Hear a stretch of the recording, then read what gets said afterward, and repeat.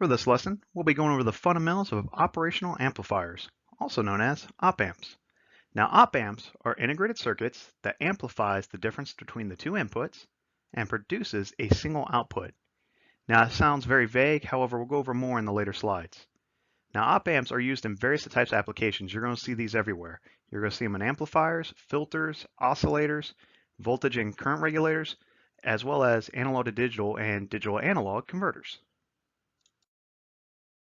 Now, the reason op-amps can be used in various applications is due to its very unique construction. If you look at the illustrations here, we have a very simplified layout of how op-amps are constructed. And they're usually broken up into three different categories: a differential amplifier, a voltage amplifier, which is class A, and a push-pull amplifier, which is class B. Now, we won't be really going into great detail on the internal structure of it. We're mostly going to be looking at the simplified version of it, which is the op-amp symbol to the right. And we'll be dealing with the inputs, which is your non-inverting and inverting input, your voltage supply on your positive and negative side, which is VCC, and your output voltage. Now we can get into the operation of the op-amps. Well, as we state in the official definition, op-amps amplify the difference of their inputs. And that's where common mode rejection ratio comes in. Common mode rejection ratio is the measurement of the amplifier's ability to reject common mode signals. So what are common mode signals? They're identical signals applied to the op-amp's inputs. This is typically your undesirable signals or your noise. And we actually have a calculation for that, which is your gain, and this can be your open loop or closed loop gain, over your gain for your common mode signals, which is kind of in a sense your noise. And you kind of think of your common mode rejection ratio as your signal noise ratio in a sense. And we also have that displayed in decibels, which is 20 log gain over your common mode signal gain. Also, in a sense, the higher the common mode rejection ratio is, the better quality your op-amp is. Now, if you want to find your open loop gain, it's sometimes referred to as large signal voltage gain on some of your data sheets. Next, we can go over how op-amps are configured and designed. Now, there's two different configurations. There's the open loop gain and the closed loop gain. Now, it's very rare to come across an open loop gain in any of your circuits due to the fact that you're depending on the datasheet parameters. So if you look at the open loop gain on your left, you'll see a 2 millivolt input. Well, automatically, due to the fact that the parameters of an op-amp has a gain of like 10 to the 4 10 to 10 to the 6, a very high gain at open loop, that means your op-amp is going to be in saturation mode. And saturation mode is going to be your supply voltage, in other words, VCC. So by using the op-amp, you have 2 millivolts, and it's automatically going to be saturated to 15 volts on your output. That's why we usually use closed loop gain. Now, closed loop gain has its perks due to the fact that you can control what your gain is going to be based on the components you add to your op-amp. Plus, you also have a significantly wider bandwidth. Now, in some of your example problems or some of your problems, you may come across an ideal op-amp, which means your voltage gain is infinite, you have an infinite impedance, your output impedance is 0, and you have an infinite bandwidth. With negative feedback loop being the ideal layout for op-amp design, it's very common to come across various types of configurations for that setup. In the illustration, you'll see a circuit with its block diagram equivalency. And the block diagram displays a negative feedback with the output V out to the input of the inverting input. Now, if you look in some of your textbooks and PE references, you'll notice a great amount of different feedback configurations, such as inverting amplifiers, non-inverting amplifiers, integrators, summoning amplifiers, and so on. And there's an endless amount of configurations. You can write books and books upon some of these configurations. So just be aware there are so many configurations with this negative feedback. Now, I'm not going to go over every little nook and cranny of these because there's not enough time in the day. Also, we won't be going over the block diagrams of op-amps in this lesson. However, it's good to see a visual representation of the circuit to the block diagram equivalency.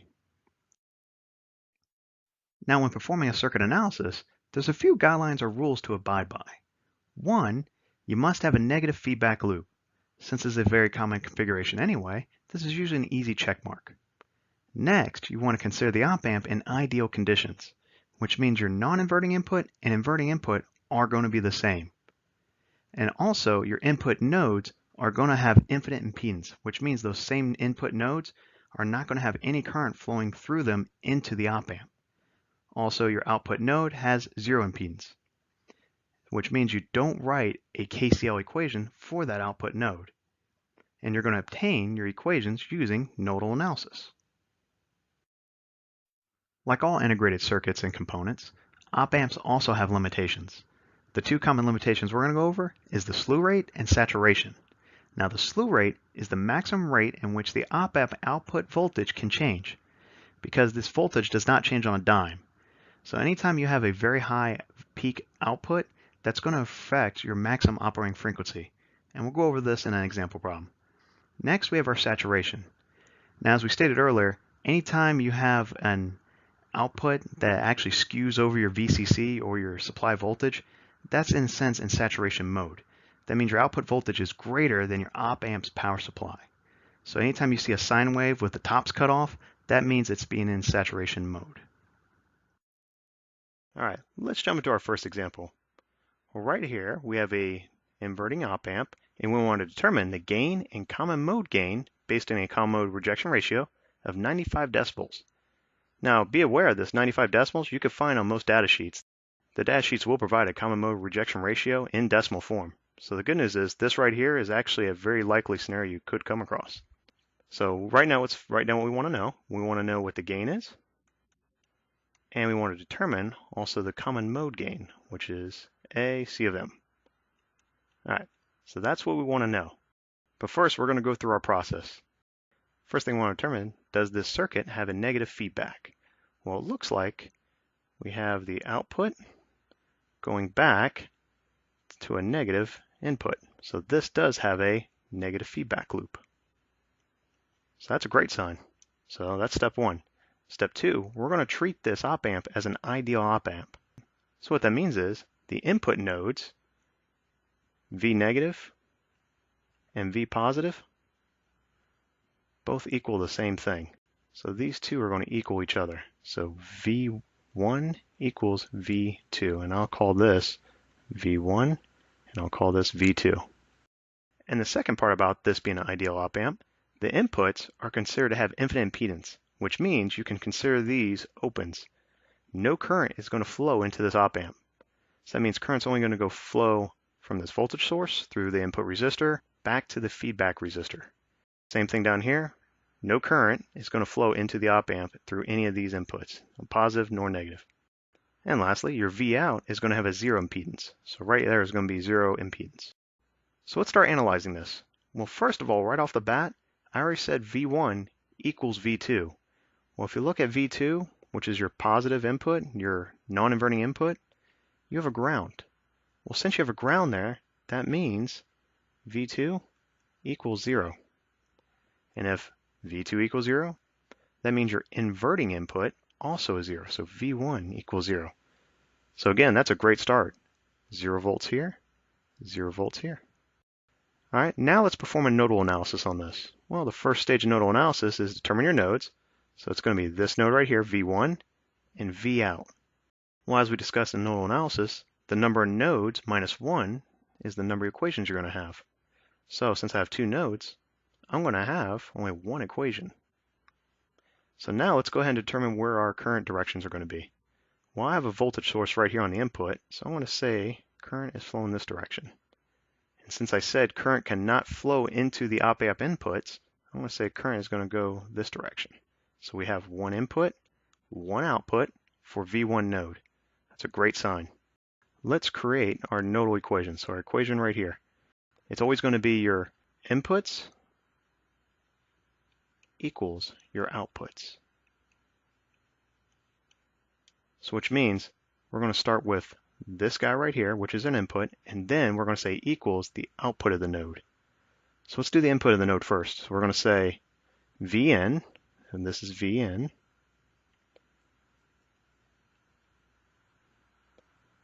minus, so it's from to, so it's minus V1 over, and this is going to be 1 kilo ohm. Well, that's the only input I have for this node. So now we can do the output. So I'm going to do the same thing. It's coming from V1, so it's V1 minus, and it's going to V out.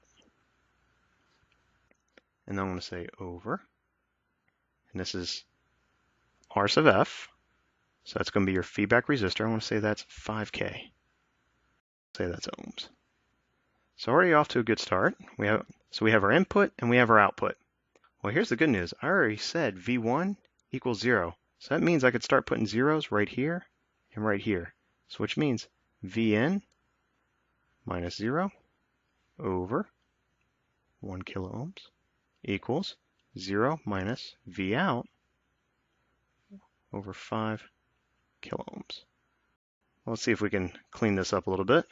So it's Vn over 1 kilo ohm equals minus V out over 5K. The news is we're actually starting to have something that we can work with. Our goal is to obtain gain. So we want to attain this guy right here. Well, right now I have V out and I have V in. So all I have to do is a little bit of algebra and I can actually obtain our gain. Well, simple algebra is I can move the 5K up there and I can move the V in down there. So I'll tell you what I'll do is I'll move this over. Now I can swap those two guys around, which means your 5 kilo ohm, which is your feedback resistor, over 1 kilo ohm equals negative V out over V in. And of course, if I want to move the negative side over here, I can just multiply both sides by negative 1. And that means it's going to give us a negative 5 kilo ohms over 1 kilo ohm. And that will give us our gain, because gain is V out over V in. So which means your gain equals feedback resistor over your input resistor. And of course, you can find this in all your textbooks. However, I want to go through the process. That way, if you can do this process with any op amp, you can do it with all of them. Makes it real easy on you. And of course, without using a calculator, negative 5K over 1K gives you a negative 5 gain. So that was pretty easy. Let me clean this up and we'll see if we can knock out this last part. All right, last part. Now we want to determine our common mode gain, that guy right here, with a common mode rejection ratio of 95 decibels. Well, looking to the right here, I have common mode rejection ratio already in decimal form right over here. However, I'm not looking for that. I'm looking for the gain of your common mode signals. So we're just going to have to do a little bit of algebra manipulation to find that answer. So I'll tell you what, I'll write it down here. I'll say 95 decibels. And again, I'm using this guy right here. Equals 20 log, and it's log of 10, of course, parentheses, and we're going to say our gain, and it's an absolute value. Anytime you have that, it's going to be absolute. So which means instead of negative 5, we're just going to have 5. And of course, common mode gain. All right. Well, the first thing I can do is I can divide both sides by 20. And that's going to give me 4.75 equals log of 10, parentheses, 5 over common mode gain. All right. And I think the next thing I want to do is get rid of this log of 10 here. Well, the way you can do that is use the anti-log. And the anti-log of log of 10 is going to be 10 to the x. So what we're going to do is, I think I make a room right here. 10 to the x, which in this case is 4.75 equals, and now we can get rid of that guy, and it's 5 over gain common mode. And I'll tell you what, I'm going to move this up so I can finish up the last of it.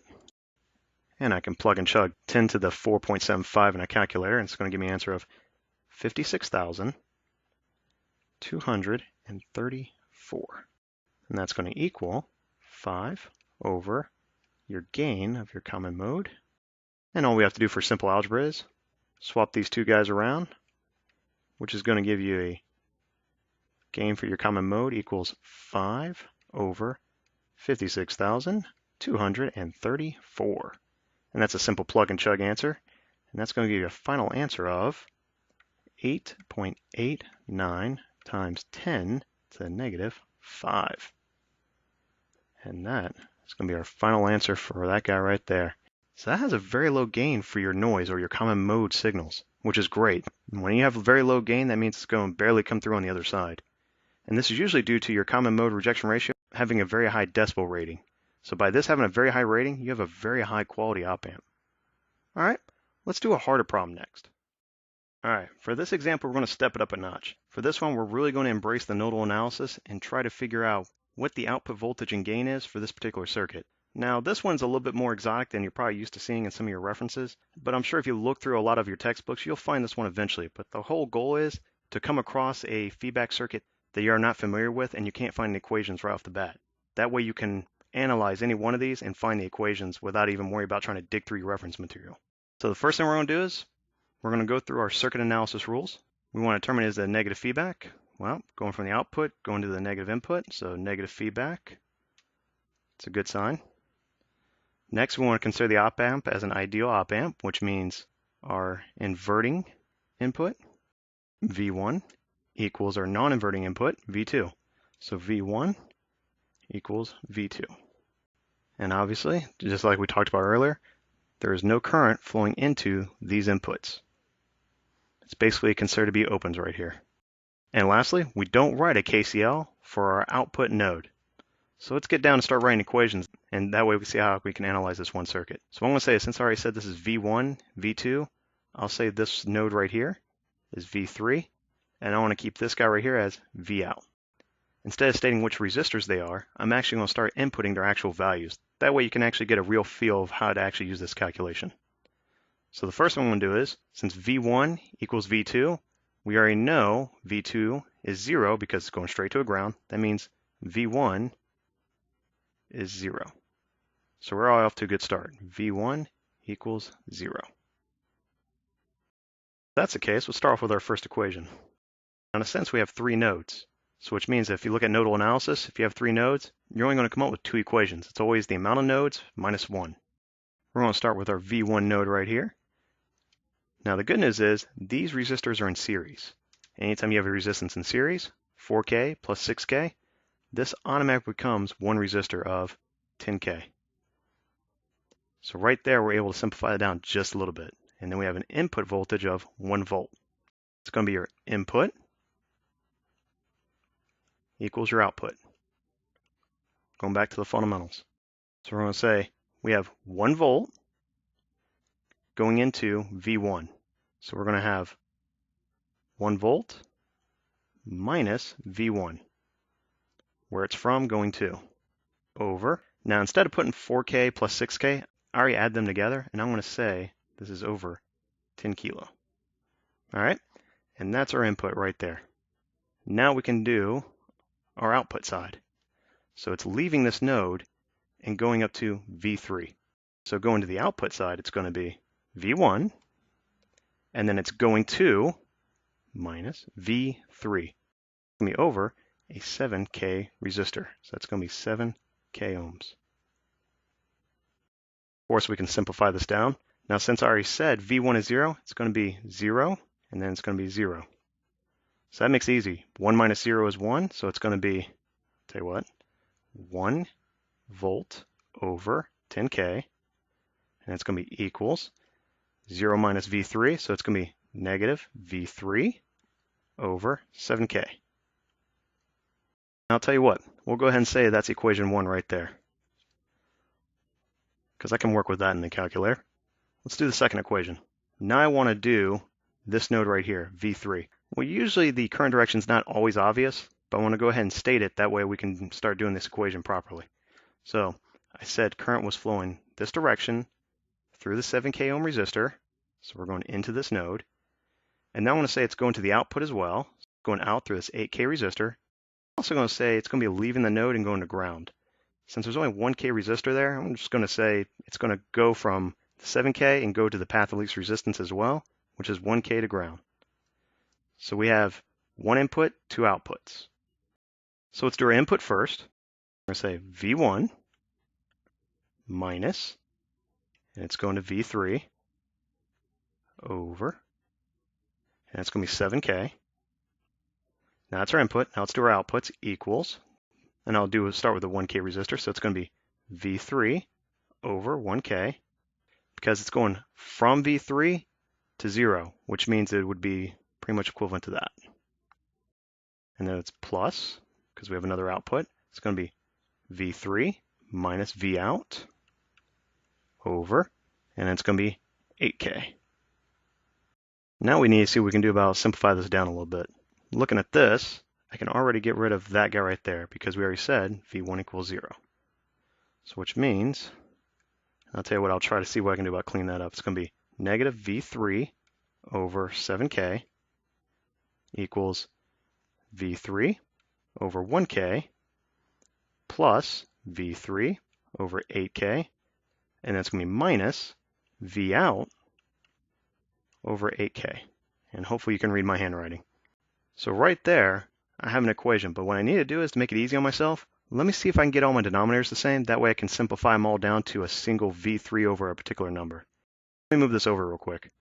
All right, so let's see if we can simplify this down. So I'm going to have 0 equals.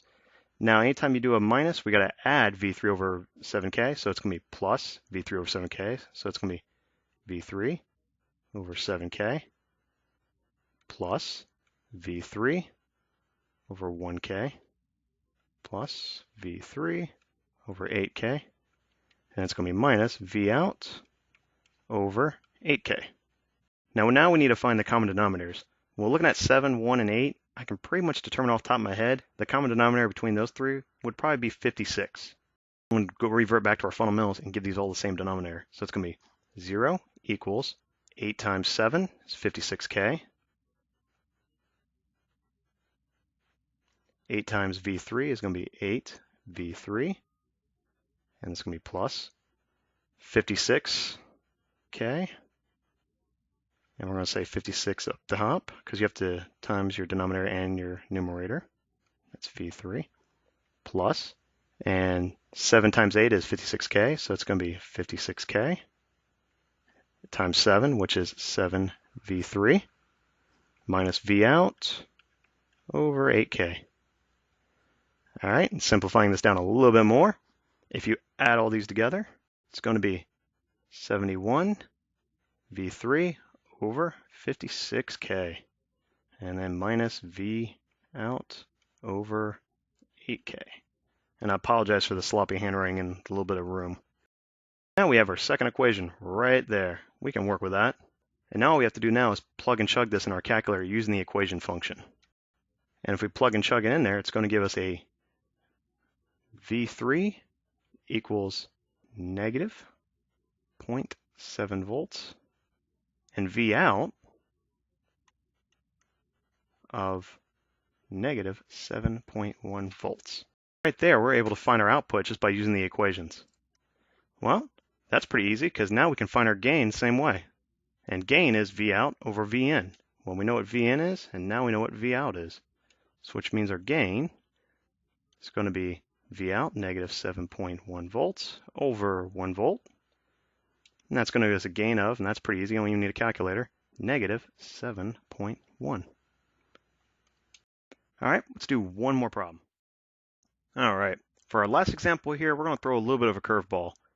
We want to determine the maximum operating frequency if the potentiometer, this guy right here, is set to 0 ohms and 9K. And per the data sheet, the slew rate is 0.7 volts per microsecond. All right? Well, looking at this already, we can see this is a non-inverting amplifier. You can see the input voltage going into the non-inverting side, and you can look in one of your textbooks and actually determine the equation right out of this one. This one, I'm going to cheat a little bit and say you can look in your textbook and actually pull out the equation for a non-inverting amplifier, which if you did, you're going to see that the gain equals 1 plus your feedback resistance over your input resistance. All right, so let's look at this. We want to determine the maximum operating frequency if the potentiometer is set to 0. Well, if you want to find the maximum operating frequency, you're going to need this equation right here. So which means we already have our slew rate. So we know our slew rate is 0.7 volts per microsecond. We already know what 2 pi is. And now we need to find our V peak, our output voltage, because we want to know what it is right here. If you know that, then you can actually plug and chug the rest. Since we have the equation from gain from right out of our textbook, we can plug and chug this. So we could say our gain, and I'll tell you what, I'll put it right over here. Gain equals 1 plus feedback resistance is 1K plus your potentiometer, because they're in series with each other, coming from your V out. So you have V out, feedback, going through potentiometer, going through the feedback resistor. So you're going to add these two together. So I'm going to start with 0 ohms. So it's 0 plus 1K. So I'm going to say 1K over, and this is your input resistance, so it's going to be also 1K. And I don't think we need a plug and chug for that one. 1 plus 1K over 1K is going to be 1, so 1 plus 1 gives you a gain of 2. So that was pretty simple. Looking at this, we could say we have an input voltage of 2 volts peak, which means, if you refer to our gain equation here, say gain equals V out over Vn, and we know our gain, and we know Vn, which is 2 volts peak, and we want to determine V out. So that's going to be 2 times 2, which is 4 volts peak, equals your V out. Now that we have a V out equal 4 volts peak, we can start plug and chugging in this equation right here. So our maximum operating frequency equals, and it's going to be our slew rate, which is 0.7 volts per microsecond over, and this is 2 pi, and then 4 volts peak. Tell you what, I'm going to clean this up right here so it gives me a little bit more room to work. Now you're probably thinking, oh, we could just plug and chug this and move on. Well, the thing you got to pay attention to, frequency is 1 over time, and time is given in seconds. That's something you always got to remember. Well, if that's the case, you got to account for those microseconds right there. So which means, I'll tell you what, I'll put that right there, 0.7 volts per microsecond. And now we need to get rid of those microseconds and put it into seconds. So if you want to do that, it's going to be time, well, it's 10 to the 6 microseconds per second. And then over 2 pi, 4 volts peak. Because that's something you got to be aware of. Some people just plug and chug it as is and not take into account that you need to convert it to seconds. So using our calculator, we can go ahead and simplify this down a little bit. 2 pi times 4 volts equals 25.133. And then we're going to say the numerator is 700,000. And finishing off in your calculator will give you a maximum operating frequency of 27,800, and we're going to round for this one, say 52, which means you have 27.85K, and that's going to be in hertz. So you have approximately 27.8 kilohertz. Found the maximum operating frequency when you set the potentiometer to 0 ohms. So 0 ohms is going to give you a maximum operating frequency of 27.85 kilohertz. Okay? Now we need to do the same song, different verse, and change it to 9K. Well, as we talked about earlier, all you have to do is use this equation right here to find gain. So I'll tell you what, I'll clean this up, and we can say gain equals 1 plus, now RF is going to change, because now you changed it to, now it's 9K. Well, 9K plus 1K is going to be 10 kilo, which means you're going to have a feedback resistance of 10 kilo over 1 kilo, which, again, we don't need a calculator for this. 1 plus 10 equals 11. So you have a gain of 11. And of course, using our famous equation up here, gain equals your output over your input. Well, we know what our input is, and we know what our gain is. Gain is 11. Output's unknown yet, but our input is 2 volts peak. That will not change.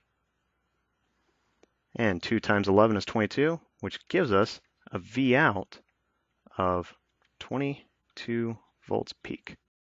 So now this guy right here is 22 volts peak. Well, already we have an issue. Well, you can't have 22 volts with your supply voltage only going up to 15 volts. Well, that's an issue because if your input wave is a perfect sine wave, your output's going to have the top of it cut off, which means, I'll tell you what, I'll draw it bigger. So if this is your output and 15 volts is right here, that means it's all going to have cutoffs, which means you're almost going to have a kind of weird square wave. It's going to curve, square, curve, and so on, square. And that's how your output's going to look. It's going to be chopped off because you're in saturation mode. So that's already a bad sign. So that means your V peak on the output is actually 15 volts because you're already at saturation. Since we're in saturation, we're going to have to use that voltage right there. So what I'm going to do is clean this up. So we're going to do the same thing as last time. We're going to say maximum frequency equals slew rate over 2 pi V peak. Well, slew rate is 0.7 volts per microsecond over 2 pi, and this is going to be 15 volts peak because we're in saturation mode. And of course, we got to turn our microseconds to seconds, so it's going to be 0.7 volts per microsecond times, and this is going to be 10 to the 6 microseconds per second over, and this is 2 pi times 15 volts peak, and I think I can keep going, which means your numerator is going to be 700,000, just like last time, over 2 pi times 15 volts peak is going to be 94.2, I'll round, say 5. And of course, plug and chug the rest in the calculator is going to give you an answer of 7,427 hertz, or in this case, 7.43 kilohertz. So right there, by raising your potentiometer to 9K, you put the amplifier in saturation mode, and you limited your maximum operating frequency. So right now, we significantly dropped it by upping our gain. So keep that in mind. Anytime you have a high gain, you're limiting your operating frequency. So hopefully that was enough information to get your feet wet. If you have any questions, feel free to let me know, and I hope you all have a good day.